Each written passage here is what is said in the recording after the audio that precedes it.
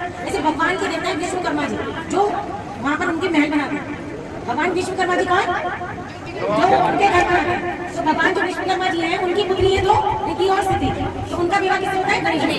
हमारे गणेश जी किसके पुत्र है, माता गौरी के और भगवान शिव के। और उनके एक पुत्र है, मैं बता रही हूँ, आपको पता होना चाहिए, उनके कार्तिकेय के पुत्र हैं, और उनकी एक अशोक सुंदरी, उनकी एक बच्ची भी थी। तो भगवान शंकर जी और 12 के 3 बच्चे थे, जिसमें पहले जो है कार्तिकेय हैं, गणेश जी हैं और अशोक सुंदरी उनकी बिटिया है। अच्छा, तो गणेश जी का विवाह हुआ है रिद्धि सिद्धि के साथ, उनकी 2 पत्नियां हैं। हुआ ये था कि विश्वकर्मा जी की 2 पुत्रियां थी, तो गणेश जी और कार्तिकेय जी के लिए उन्होंने कहा कि भगवान भोलेनाथ हम मेरी दोनों पुत्रियों को अपनी पुत्र वधू बना ले, क्योंकि एक तो कार्तिकेय जी के लिए और एक गणेश जी के लिए। लेकिन भगवान शंकर जी ने परीक्षा ली थी, देवताओं ने परीक्षा ली थी कि देखते पटक पूजी कौन होगा। तो पटक पूजी के चक्कर में उन्होंने एक परीक्षा ली कि जो ब्रह्मांड का दोनों पुत्र में से कौन पहले ब्रह्मांड का चक्कर लगा के मेरे पास आ जाए, वही प्रथम पूजी घोषित हो जाए। तो भगवान कार्तिकेय अपने मयूर का वो वहाँ भोलेनाथ के वाहन है हमारे नंदी बाबा, और गणेश भगवान के वाहन है हमारे मूषक राजा। तो कार्तिकेय जी के जो वाहन है वो है मोर। वो मोर पर बेचारे सरल स्वभाव है, मोर पर पूरे ब्रह्मांड का चक्कर लगाएंगे। अब हमारी जो गणेश जी की बुद्धि के बहुत ज्यादा तेज है, प्रखर है, बुद्धि बहुत तीक्ष्ण है। उन्होंने क्या करा, अपने माता पिता एक जगह बैठा लिए और उनके चक्कर लगा लिए और कहते मेरे तो ब्रह्मांड हो, मेरे तो माता पिता से बड़ा कोई है नहीं। तो गणेश जी ने माता पिता के चक्कर लगा दिया और अब कार्तिकेय जी ब्रह्मांड का चक्कर लगाया। अब पुत्री का जब विवाह की बात है तो दोनों का उनके साथ तो कार्तिकेय जी को बहुत समय लग गया, ये ब्रह्मांड का चक्कर लगाने में बहुत समय लग गया। मगर हमारे गणेश भगवान को प्रकट बुद्धि है, उनका माता पिता को पूरा ब्रह्मांड आ गया। और इसीलिए भी प्रथा भी है कि माता पिता से बड़ा कोई भगवान नहीं है, ब्रह्मांड हमारा बच्चे का उनके आसपास ही चलता है। तो गौरी जी का क्या हुआ, ये उन्होंने गणेश जी की दोनों पुत्रियों का विवाह गणेश जी से हो गया। तो रिद्धि सिद्धि उनकी पत्नियां हैं और शुभ लाभ उनके पुत्र है। तो पहली पत्नी रिद्धि से उनके शुभ पैदा हुए और दूसरी पत्नी रिद्धि से उनके लाभ पैदा हुए। तो हम हर चीज में हम शुभ लाभ लिखते हैं, तो वो यही है कि उनके पुत्र हैं। अच्छा, तो क्या हुआ है, जहाँ सती ने शेन यानी शुभ को जन्म दिया और जो रिद्धि है उन्होंने लाभ को जन्म दिया। तो ऐसी परंपरा चली आ रही है, तो शुभ लाभ हम हर काम में बोलते हैं। अब हम सुनते हैं भगवान कृष्ण जी की जन्म गाथा कि कैसे वो पैदा हुए। जन्म कथा हम सुनाते हैं। पुरानी कथाओं के अनुसार एक बार नंदी ने माता पार्वती जी की आज्ञा की पालना में त्रुटि करी। अच्छा, नंदी बाबा हमारे क्या है, हमारे शिव भोलेनाथ का गण है, एक नंदी और एक भृंगी, 2 गण जो है, एक वो है ऐसे, और जो नंदी है वो जो बैल है, हम मंदिरों में जाते हैं देखते हैं बैल है वहाँ पर, तो नंदी है और भृंगी 2 गण थे। तो वो शिव भोलेनाथ के गण थे। अब उन्होंने एक दिन माता जी ने, माता गौरी ने उनको कोई आज्ञा को काम दिया, लेकिन उन्होंने जो नंदी बाबा है उन्होंने क्या करा, त्रुटि कर दी कोई गलती। अब माता ने सोचा गौरा माता ने कि ये तो मेरे भोलेनाथ के गण है, इसलिए मेरे कार्य में त्रुटि कर दी।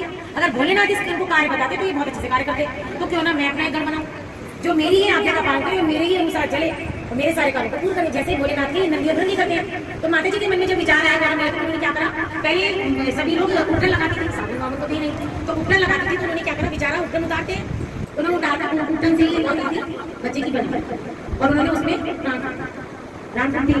अब उपटन में ऐसी एक बालक की आकृति बनाकर जब माता पार्वती ने उनके अंदर प्राण रख दिए तो एक आकृति जीवित हो गई, तो बालक जीवित हो गया। अब माता ने कहा उनको कि मैं स्नान करने जा रही हूँ बेटा, तो तुम द्वार पर खड़े हो और तुम्हारा ये ध्यान देना है कि कोई भी मैं जब स्नान करूँ अंदर ना आता। उन्होंने ऐसे गण खड़ा कर दिया, जैसे कि ये स्नान करो, वहाँ खड़ा कर दिया कि आप वहाँ खड़े हो जाए, बेटा तुम वहाँ खड़े हो जाओ और कोई भी प्रवेश ना कर पाए। माता स्नान करनी चली गई, तो उन्होंने बालों को बाहर पैदा करने के लिए कहा। माता पार्वती ने बालों को आदेश दिया कि उनकी इजाजत के बिना कोई भी अंदर नहीं आने पाए। कहते हैं कि भगवान शिव के गण आए तो बालक ने उन्हें अंदर जाने से रोक दिया। अब भगवान शिव के गण आए, नंदी और भृंगी, और वो घुसा जाए तो उन्हें रोक दिया तो बनी। अब वो पता उन्हें युद्ध किया, वो भी हार गए।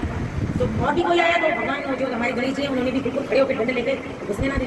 अब अंत में जब सूचना पहुंची भगवान भोलेनाथ के, भोलेनाथ ऐसा है, वो क्या है कि जो ऐसा कौन आ गया जो खड़ा है और अंदर घुसने दे।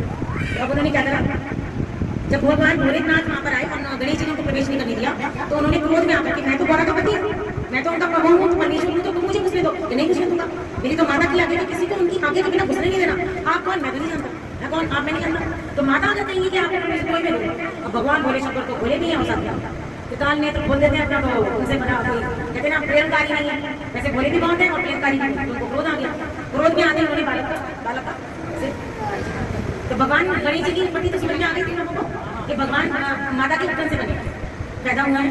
अब बालक, अब माता गौरी ने जैसे ही देखा सुनकर वो दौड़ी आई बाहर कि मेरे पुत्र का शीश कैसे काट दिया, तो मेरे गण का शीश तो क्रोधित होकर वो बाहर और उन्होंने क्रोध में ऐसे कहा कि मैं पूरे ब्रह्मांड को जला दूंगा, आप तो मेरे पुत्र को जीवित।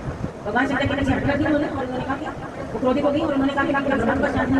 तब बोले भगवान विष्णु और ब्रह्मा जी को यह कहकर भेजा कि जो माता अपने पुत्र से विमुख करके सो रही है, मुख यानी कि छोटा सा बच्चा है तो माता अपनी छवि से लगे होती है, अपनी करवट उसकी तरफ होती है, ऐसा थोड़ी ना कि करते बच्चे तरफ सो रहा है। तो उन्होंने कहा कि जो भी इस पृथ्वी पर जो ब्रह्मांड में कोई भी माता ऐसी हो जो अपने बच्चे से विमुख मुख करके सो रही हो, उसको आप उसका शीश ले।